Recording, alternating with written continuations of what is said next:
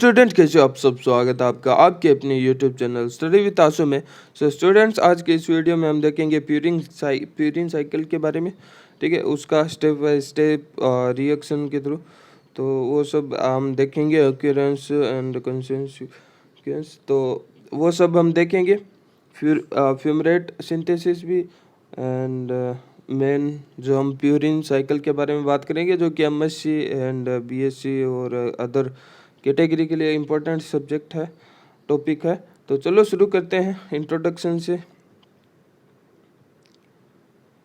Introduction, the purine nucleotide cycle is a metabolic pathway in which ammonia and fumarate are generated from aspartate and inosine monophosphate to regulate the level of adenine nucleotide। तो adenine nucleotide इसमें है वो बनता है inosine monophosphate और aspartate से है वो फ्यूमेरेट और अमोनिया है वो बनता है।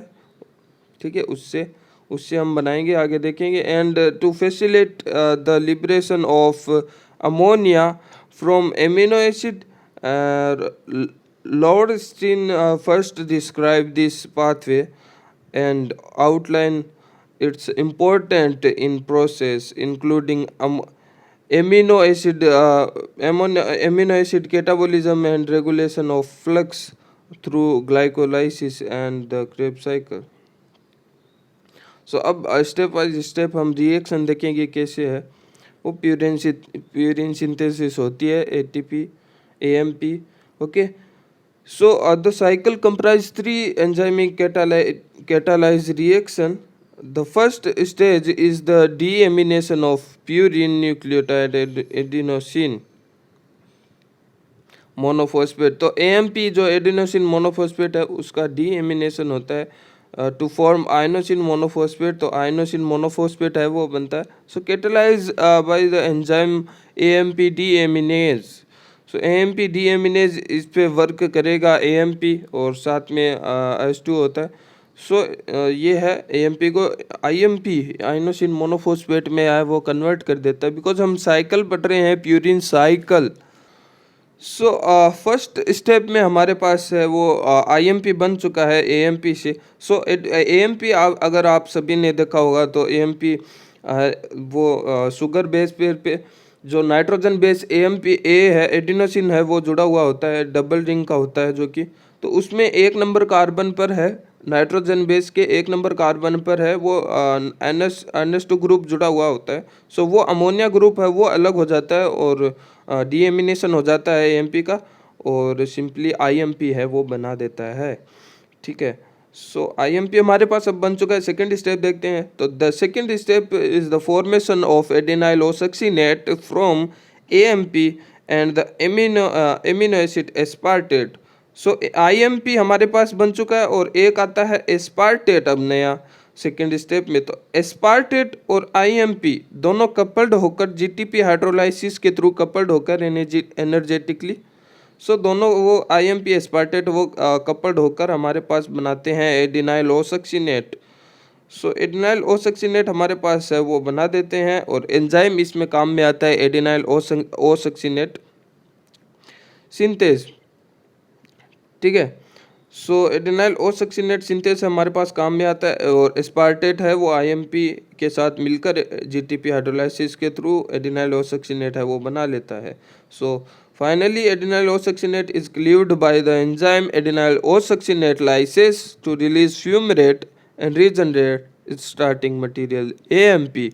सो हमारे पास अब एडिनाइल ओसक्सीनेट है वो बन चुका है, वो लाइस होगा, वो टूटेगा by the enzyme adenylosuccinate lyase के थ्रू और वापस से हमारा स्टार्टिंग जो प्रोडक्ट था AMP प्यूरिन जो वो वापस है वो बना चुका है और फ्यूमरेट है वो अलग हो जाएगा। फ्यूमरेट अलग हो जाएगा, हमारे पास फ्यूमरेट बन चुका है लास्ट प्रोडक्ट और AMP जो कि AMP स्टार्टिंग प्रोडक्ट था, मतलब साइकिल है वो रिसाइकल हो गई है। सो यही था प्यूरिन साइकिल। और आगे देखते हैं। A recent study show that activation of HIF 1 alpha. So ये एक जीन होता है, इसका प्रोटीन होता है HIF 1 अल्फा। सो ये अलाउ करता है cardiomyocytes to sustain mitochondrial membrane potential during anoxic stress by utilizing fumarate. Fumarate produced by the adenyl oxygenate lysis as an alternate terminal electron acceptor in place of oxygen. This mechanism should help provide protection in ischemic heart. So ischemic heart मतलब जो स्टर्वेशन और stress वाली condition में oxygen की जब कमी होती है, ऑक्सीजन की कमी होती है, तो आपने ईटीएस पढ़ा होगा। ईटीएस से जो भी है NADH से वो H+ है, वो इंटर मेम्ब्रेन स्पेस में आता है, और इलेक्ट्रॉन भी है वो अलग होता है। तो वो इलेक्ट्रॉन है टर्मिनल यानी लास्ट में है, वो इलेक्ट्रॉन ऑक्सीजन के पास जुड़ते हैं, और वो सारे हाइड्रोजन है ऑक्सीजन के पास जाके इलेक्ट्रॉन जुड़ता है, ऑक्सीजन इलेक्ट्रॉन एक्सेप्ट करता है और हाइड्रोजन के साथ H2O बनाता है लास्ट में। स्टर्वेशन और स्ट्रेस की कंडीशन में ऑक्सीजन वहाँ पे नहीं होगा, तो ये है HIF है वो अलाउ करेगा। फ्यूमरेट को इंटरमेम्ब्रेन है वो पोटेंशियल है वो ऑन होगा, फ्यूमरेट है वो अलाउ होगा, और फ्यूमरेट के पास है वो सारे इलेक्ट्रॉन जाएंगे और वो इलेक्ट्रॉन एक्सेप्टर का काम करेगा और एनर्जी है वो स्टेबलाइज होगी। देन एक्यूरेंस हम देखते हैं, this cycle occur in skeletal muscles, myocytes, cytosolic compartment. तो स्केलेटल मसल्स की जो सेल्स होती है उसकी साइटोप्लाज्म में है ये साइकिल होती है, and this reaction help to dispose AMP produce after following reaction.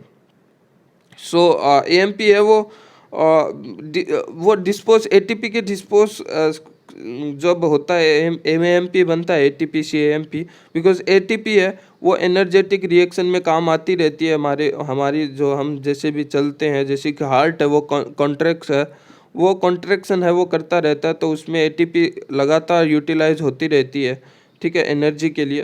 ATP utilise होती रहती है फॉर मसल्स कॉन्ट्रैक्शन के लिए, उससे ADP बनता है, और दो ADP मिलकर वापस से एक ATP बना लेगी जो कि वापस से कॉन्ट्रैक्शन में काम आ जाएगी, लेकिन उसके साथ में AMP है वो बनता है, तो वो यहाँ पे काम आता है कैटेलाइज बाय एडिनाइलेट काइनेज। तो दो ADP है एडिनाइल काइनेज के थ्रू जुड़ते हैं।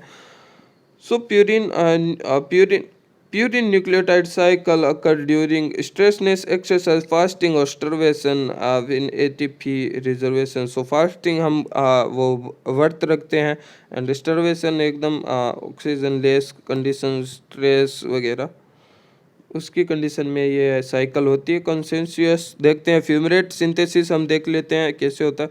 Fumarate is an intermediate of TCA cycle and enter the mitochondria by converting into millet।